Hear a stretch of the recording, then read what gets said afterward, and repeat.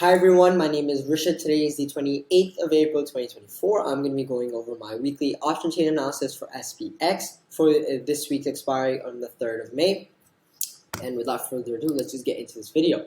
Max Y level is higher for both CE and PE, that's a positive. Quantity is higher for PE, which is another positive. The change is higher for PE in this case, which is positive. Oh wait, actually, that's not true. Because this should be negative here. And then the short squeeze is higher for PE, which is another negative.